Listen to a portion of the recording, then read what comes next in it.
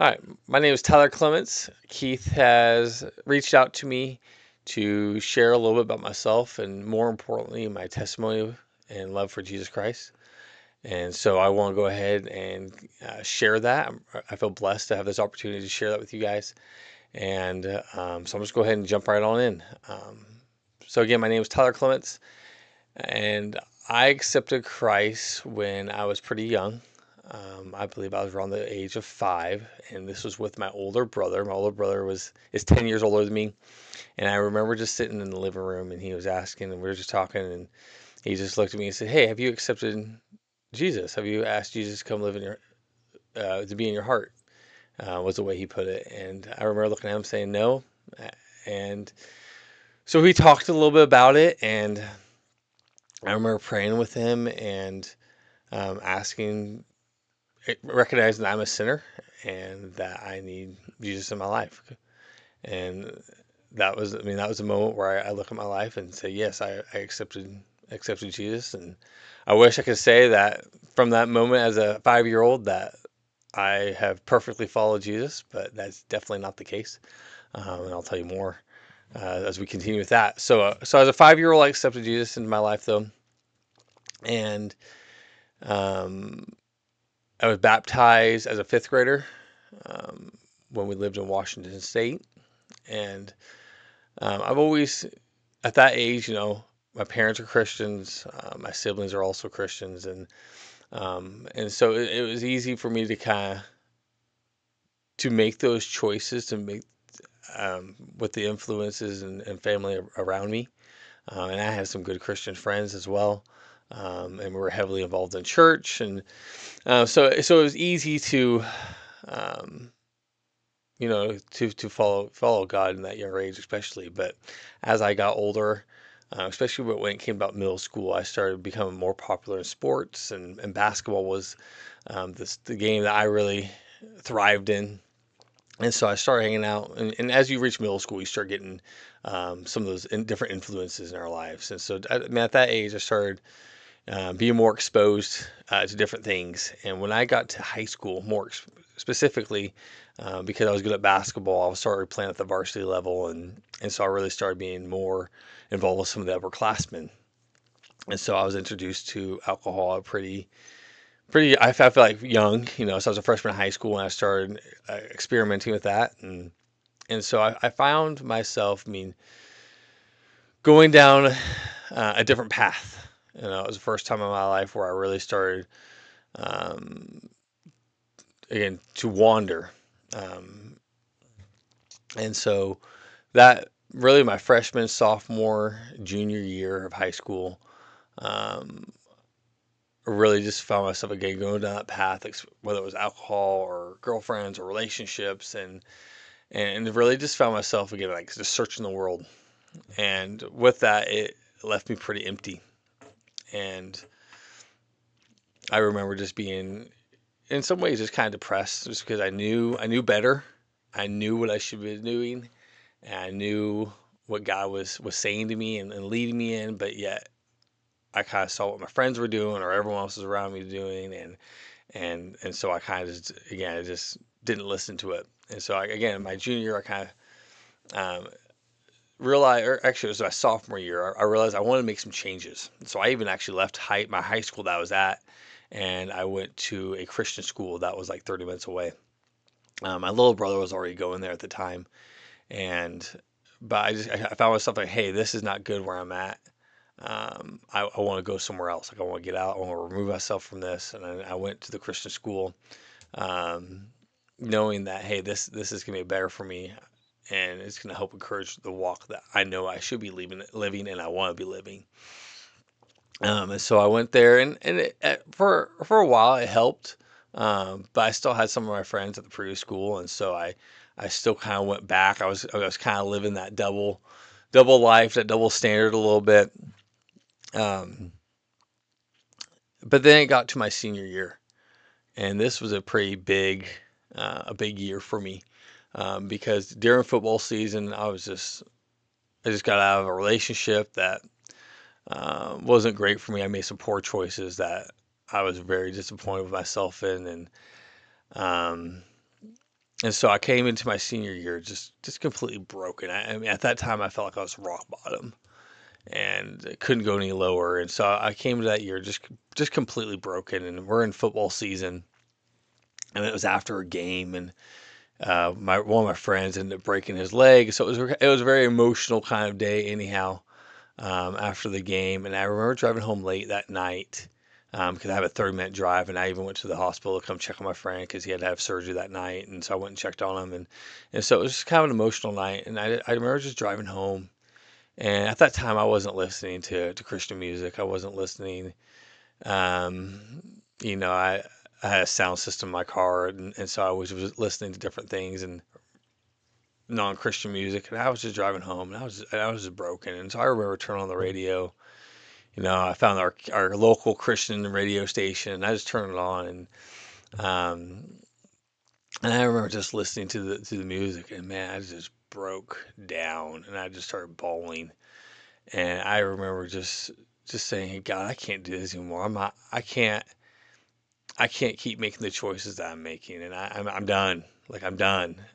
And I remember just having that conversation with God, just recognize that, hey, like the way I'm living, the way I'm in this world, like I'm just doing all these things, like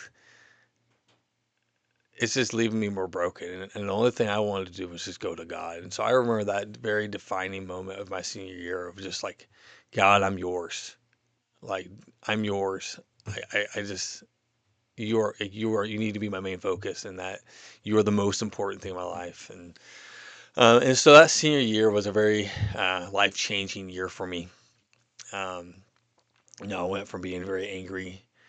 I still dealt with some just being depressed because I knew God had forgiven me of my choices and my past and my sin, but I just held on to that. I kind of held on to the like, yeah, God's forgiven me, but I knew it was wrong. Like it was, I mean, like, and so I kind of like held on to it, and I kind of beat myself up with it. And so it took my senior year. I mean, again, very life changing, impactful. Like I went from being I didn't drink any more alcohol after that. Like that was the last time that I did that was my junior year. So diving into my senior year, I didn't do it anymore. The way I talk, I was very angry when I played basketball, and I mean I didn't have that anymore. And so I kind of did a 180 in so many different areas of my life. Um, and so that was my senior year. So I went to college. I really didn't want high school to end because of the year I had and just how God was in my life, he was in my life, and how he was working. And I'm like, man, I really don't want to go to college. I don't want. I liked it in high school. I mean, this is where I felt comfortable. And so I dive into freshman year of college, and that was really good. I made some friends, some really good Christian friends, and the group that we had, we were very accountable to each other, and we were real, and that was something I really appreciate with them. But I kind of always just hid myself. I always just kind of hid who I was because I didn't want people to truly see who I was and the mistakes that I made. And so I kind of always kept people at arm's distance because I didn't really want them to know who I was. And so that was like freshman, sophomore, and then junior year of college comes. And I was at church, um, and one of the guys at church says, "Hey, you want to go to men's encounter?" And standing right next to me, I had one of my best friends from high school um, who I did most of my drinking with, and I knew that he was still involved with a lot of that, and that he was stuck, and so I'm thinking to myself, I'm like, oh yeah, I'll go to this men's encounter. Because I know I'll get my friend to come who's standing right next to me. He's talking to the person that's inviting is talking to both of us. I'm like, hey, I'll go if you go. And the whole purpose of this is, hey, I'll get my friend to go with me. And so, not knowing that God was going to rock my life while I was there, and it really wasn't about my friend, it was about God getting me there, and how He was going to use that moment to really change my life. And so, again, the funny thing was, I thought about getting my friend there, so we go, um, and while I'm there, so there's several teachings, is what meant, and then there's testimonies that go with that. Um, And so while I'm there, again, God just rocks me, um, and really just shows me that, hey, Tyler, like I died on the cross for your sin, and not only did I die on the cross for your sin, but to remove that from you, and that you don't have to carry that baggage anymore. You don't have to carry that guilt. You don't have to carry, like, I died for that. I removed that. I made you as white as snow, and I call you my own. You're my child. And I remember just being at that men's encounter, and just recognizing, and this is the first time in my life, like, I see, okay, yeah, I know God is there. I know God's forgiven me. He's removed that, but then I gave that to him. And I left so much of that baggage and that guilt and that shame of who I was, and the mistakes that I made, and I gave that to him. And so that was my junior year of college. And it's funny how my senior year of college is kind of like my senior year of high school, where, God is just using me, um, and just teaching me so much. Um, and so with that, um, um, so shortly after that, so that was my junior year or my senior year. I get married. I met my wife at college, and she was a teacher, and so we both moved to Western Kansas, where we still both started doing some teaching. Um, and guys is still working in my life, and guys is still using me, and with my students, and just the relationships and the impact that I got to have with them. And I taught upper elementary when I first graduated, um, and that was in Western Kansas over by Dodge City. And it's just amazing how those relationships that I have with the students, and even just seeing some of them now, just being able to be real with them, and just, the nice thing about being in Kansas teaching is that you still can be open about your faith. I mean, I don't feel like I have to hide it. And so I got to be real with them, and kids got to ask questions. And it's always funny the question that students ask, like, "Oh, you must have had a lot of parties in college." And I honestly looked at them and said, "No, I didn't." And then they always start to ask why, and so that my faith gets to be, and that something guys use my faith with my students. And um, when this would have been a few years ago, anxiety is something that I've always struggled with, and just fear. And it kind of runs in my family. My siblings have had a lot of it. And so, with that, I've had to really, with it, I get these big attacks, and during one of my bad attacks that I had, a lot of times they last for like a month, and it's just a really hard, trying some time for me.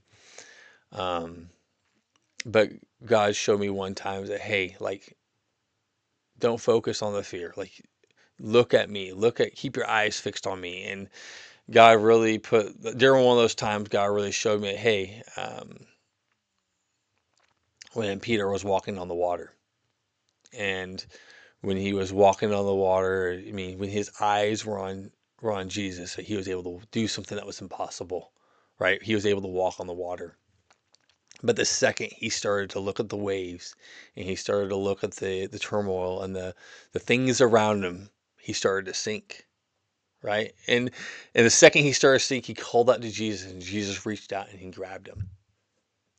And so God really impacted that. I mean, during that time, I was looking at that story and that situation, and God made it very clear that, hey, keep your eyes fixed on me, right? Keep your eyes fixed on Jesus. Keep your eyes fixed on Him, because the second you start looking at the things around you, you start looking at the waves, you start looking at the turmoil, we sink, we fail, right? And if we be honest with ourselves, we start looking at the things around us. Um, it's easy to get afraid, right? Whether it's our health, whether it's politics, maybe just, I mean, anything, right? We can look at anything. I mean, it's easy for us to get afraid when we look at that. But when we keep our eyes fixed on God, when we keep our eyes fixed on Jesus and His Word and His promises, right? That goes away. And not that it goes away, but we can be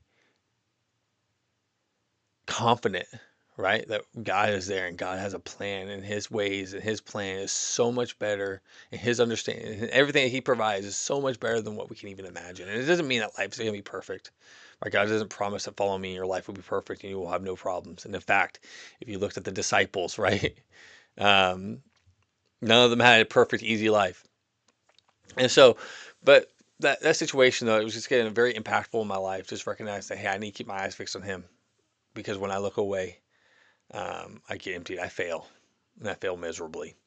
Um, and so that's kind of like where I'm at today. So recently, I just started a a, a new business, and I'm a fishing guide.